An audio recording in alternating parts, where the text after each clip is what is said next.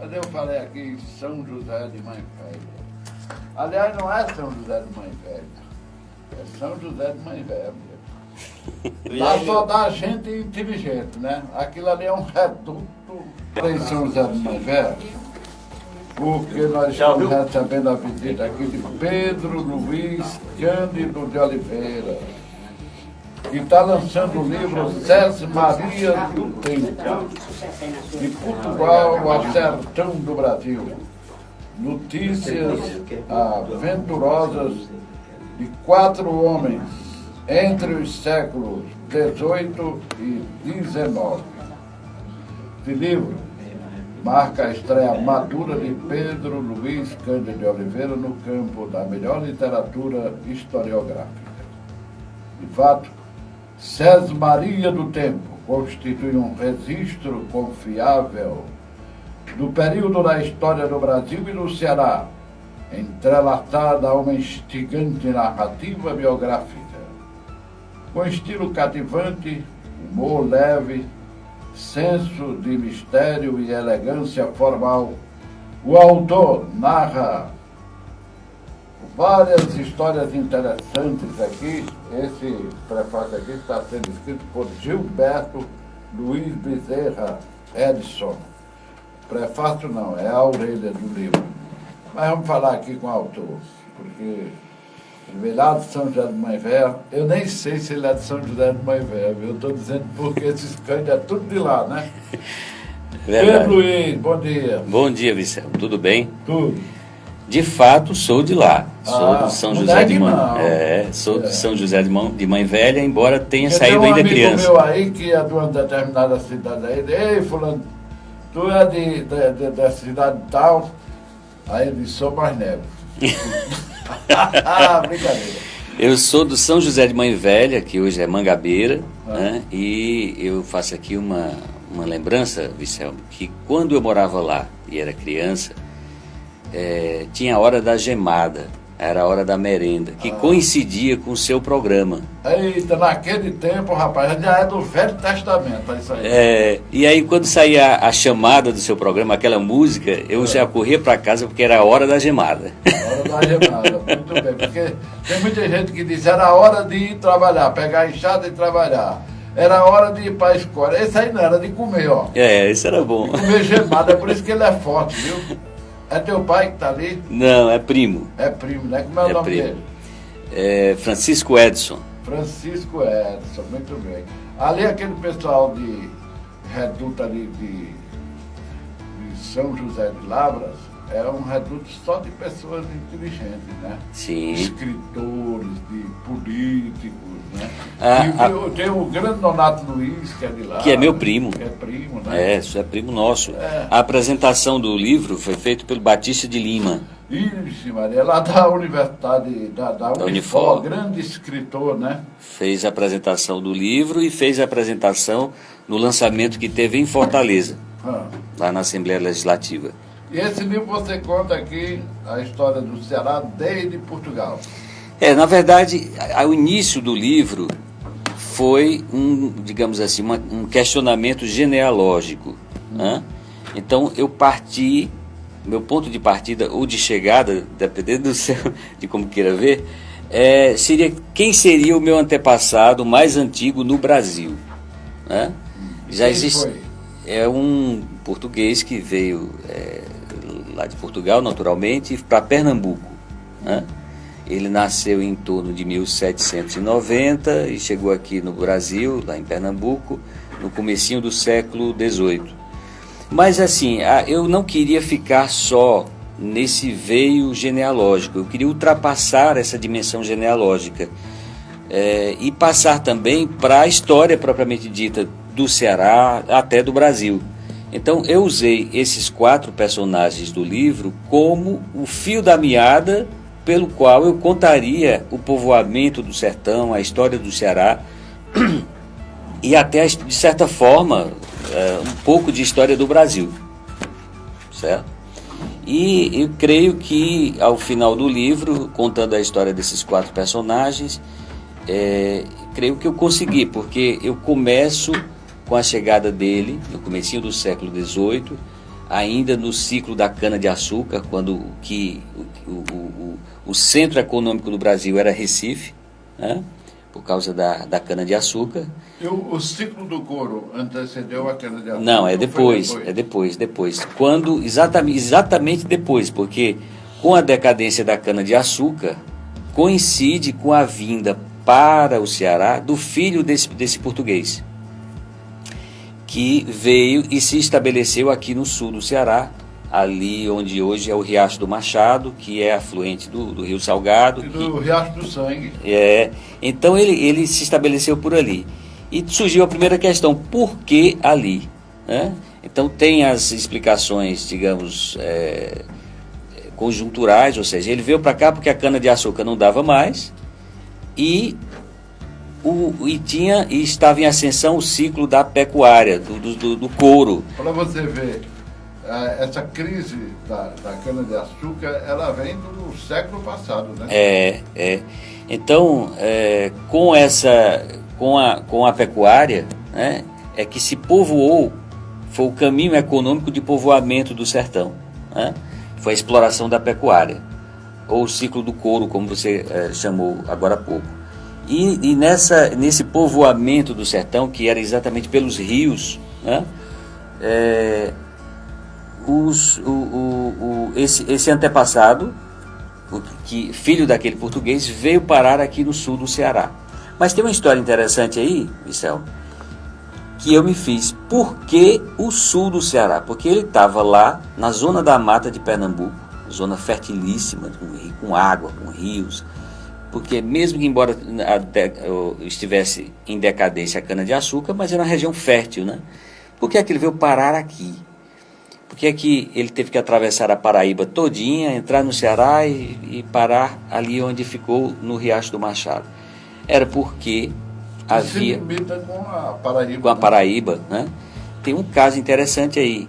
Ele, lá em Pernambuco ainda, roubou uma moça. Né? Tinha que ter uma mulher por meio. Tinha que ter.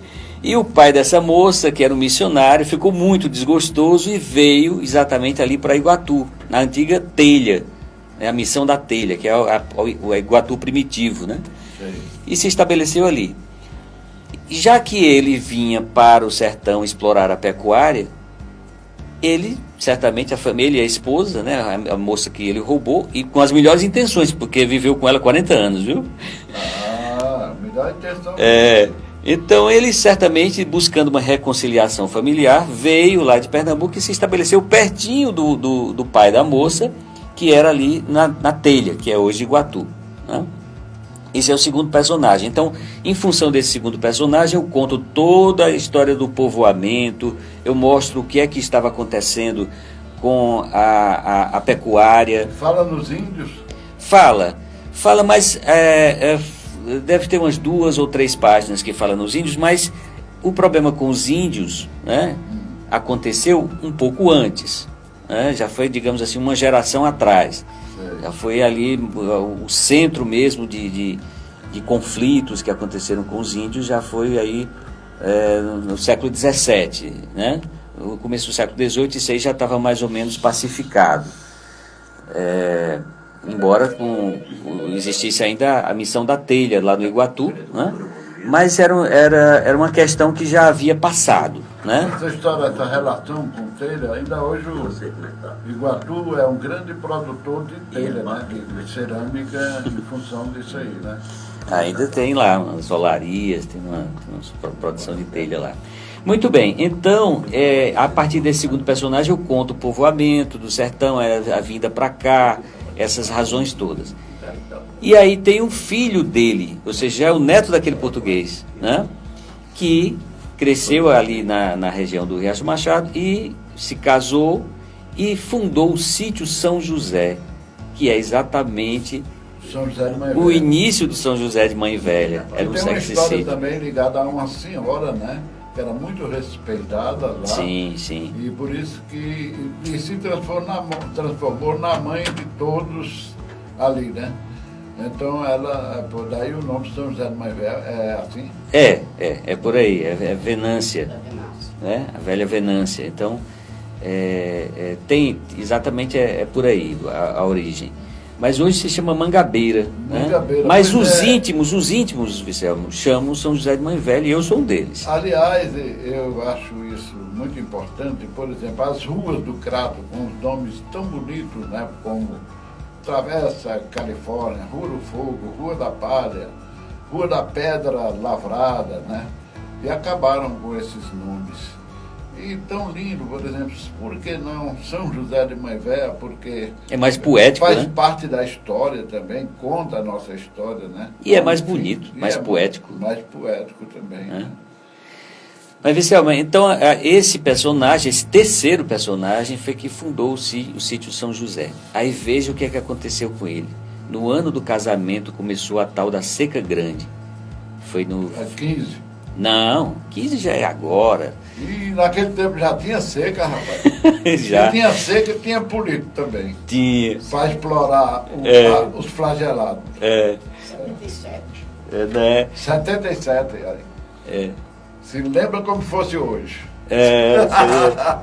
Mas essa seca que eu estou falando é a de 1792, 93, a chamada seca grande, que foi aquela seca que dizimou o rebanho, a pecuária cearense, que era muito forte na época. Zero de água, não tinha nada. Não, foi uma seca terrível, terrível. E dizimou a pecuária do sertão e do Ceará, a ponto de... Aqui tinha uma indústria da carne seca, né? E também, essa história aí, a gente falou sobre o ciclo do couro, né? E é uma coisa que está muito ligada à pecuária, porque é uma referência ao couro dos animais, né? Sim, sim. Porque o Ceará também foi um grande exportador Sim. de couro de gado. Capistrano de Abreu fala do ciclo do couro, ele fala tudo era feito de couro, as cadeiras, as portas, ele fala muito bem disso. Essa história da carne de charque é interessante porque muita gente, hoje a carne de charque está vindo do Rio Grande do Sul, né? Exatamente. Mas tudo começou aqui no Ceará. O Começou porto aqui. de Aracati Sim. era um entreposto, né? Exatamente. Era um grande exportador de carne de charque aqui do Ceará para todo o Brasil e para o exterior. Mas pense num desastre. Pensou? Pois multiplique por 10. Pois foi essa seca grande. Ela dizimou o rebanho do Ceará. Acabou. Era uma indústria que existia, próspera. Você citou Aracati, era um entreposto, a carne saía por lá, tudo acabou. Dizimou. Zerou tudo. E aí, isso foi exatamente no início do casamento desse homem, né? E aí ele teve que abandonar a pecuária e passou a plantar algodão, porque aí tinha começado exatamente o ciclo do algodão. Você vê que a gente vai se reinventando, né? A cana-de-açúcar passou para a pecuária, já entrou o ciclo do algodão. Agora, o algodão tem uma coisa interessante, que ele não surgiu do nada, né? Tava lá Napoleão Bonaparte, Jorge III da Inglaterra, Napoleão da França, Jorge III da Inglaterra, brigando, e o Portugal no meio. E o Napoleão dizendo, olha, Portugal, se você não ficar do meu lado e bloquear a Inglaterra, eu vou te invadir. Dessa enronha, né? Usando o linguajar aqui bem nordestino, foi por causa dessa enronha que o reinado mudou todo para cá, exatamente. Aqui pro Brasil, né? Dom João VI. Dom João VI. Aí do outro lado, o Jorge III, que era o da Inglaterra, disse, olha... Nós estamos dando aula de história aqui porque para o dia 7 de setembro. Você vê como é que são as coisas. E a Inglaterra disse, olha, Portugal, se você ficar do lado da Inglaterra, aliás, da França, de onde é que vem tua riqueza? Do Brasil, não é? Tem que atravessar o oceano todinho. Não é verdade? É verdade. Pois tá bom, se você ficar do lado da França, eu não deixo nenhum navio seu chegar aqui, porque a Inglaterra era a rainha dos mares ali. Aí estava lá, entre o fogo e a frigideira, né? O que é que aconteceu? O Dom João VI veio para o Brasil, pegou lá todo mundo e veio para cá, ficou do lado da Inglaterra. Chegou aqui, abriu os portos. Na hora que abriu os portos, o Brasil passou a poder comercializar seus produtos diretamente com a Inglaterra, e não somente com Portugal. E a Inglaterra estava demandando muito, precisando muito de algodão. E Daí surgiu para nós aqui o ciclo do algodão, porque existia mercado, você tinha como exportar, o preço estava bom e todo o sertão começou a plantar algodão. E inclusive a capital Fortaleza, eu digo até que começou a crescer a partir daí, começou a se desenvolver a partir daí, porque muitos comerciantes, muito entreposto comercial era lá em Fortaleza e a partir de lá para mandar para fora, né? Pois é. Também tem uma história interessante ainda, voltando aí ao ciclo do couro, né? É que o grande cearense, Elmiro Gouveia, Sim. ele saiu daqui para Pernambuco como vendedor de couro. Sabia disso? De couro de bode. Saiu daqui e se tornou um dos maiores industriais do Nordeste. Sim. Naquela época ele esteve até nos Estados Unidos, naquela época, né? Uhum. Terminou sendo assassinado lá, mas foi o pioneiro aí dessa energia aqui, ó. Que está iluminando aqui o estúdio da energia de Palafosso. Tem até aquela música do Luiz Gonzaga, Delmiro teve a ideia e Dutra realizou. É verdade. Não, Delmiro teve a ideia. A Polônia aproveitou. Getúlio fez o decreto e Dutra realizou. Mas temos ainda o quarto personagem, certo? Que é um militar, né? Era um oficial de milícia, né? Do corpo de milícias, que viveu naquela época, era contemporâneo lá do terceiro personagem, que fundou o sítio São José. Aliás, ele era casado com a sobrinha dele. E eu conto uma história interessante, a mais pitoresca, talvez, do livro, é que ele foi quem perseguiu um dos últimos comandantes da Confederação do Equador, né? Já estava no finalzinho, no ano de 1824, e já tinha praticamente no final mesmo, porque o Tristão Gonçalves já tinha sido morto, o Pereira Filgueiras já estava aqui em Crato, indo para o Pernambuco para se entregar, já preso e tudo, e ainda tinha uma resistência lá em Lavras. A tropa vinha e se arranchou ali por Lavras, mas a batalha estava perdida, né? Já estava totalmente sem sustentação. E esse militar, que era um tenente-coronel, um dos comandantes da Confederação do Equador aqui no Ceará, que era Luiz Pedro de Melo César, ele abandonou a tropa e fugiu em direção ao Piauí. Quando chegou ali na Serra dos Cavalos, ali onde hoje é Vaz Alegre... Aqui é onde nasceu o Padre Vieira. Exatamente, no sopé da Serra dos Cavalos. E ele se arranchou por lá, porque tinha uns parentes, uns conhecidos e tudo. E esse militar chamado Gonçalo Nunes Pereira, que eu conto a história, esse miliciano, era um oficial de milícia, ele recebeu a ordem de Icó para perseguir o fugitivo, esse comandante fugitivo. E assim ele foi atrás. Quando chegou lá na Serra dos Cavalos, aconteceu alguma coisa lá, algum conflito, e ele acabou matando o Luiz Pedro de Melo César, o tenente-coronel Luiz Pedro de Melo César, que eu digo que é, no Ceará, o último morto, né, em combate da Confederação do Equador. Porque, claro, foram presos outros, depois foram mortos lá em Fortaleza e tudo, mas já estavam presos, mas digo em combate mesmo. A Bárbara de Alencar foi presa também, né?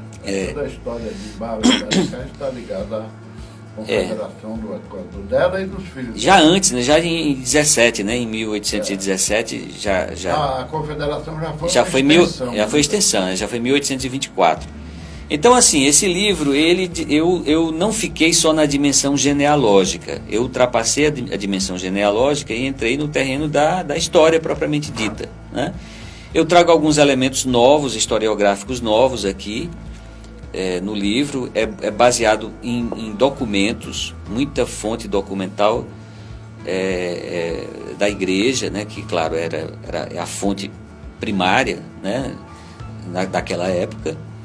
E com muitos documentos, muitos deles pela primeira vez publicados em livro. Sim. Então é isso, eu fico com uma satisfação muito grande de estar aqui. Acabei de chegar em Crato, viu? Vim de Fortaleza, acabei de vir direto para cá. Pois é, foi um prazer nosso, viu, Pedro? Pedro Luiz Cândido de Oliveira. Esse nome é bem familiar, bem nosso, lá de nós, pronto. Tá bom? Isso muito obrigado. É um prazer enorme. Você não tem ideia de como é uma satisfação estar aqui com você. Aqui a Rádio Educadora agora.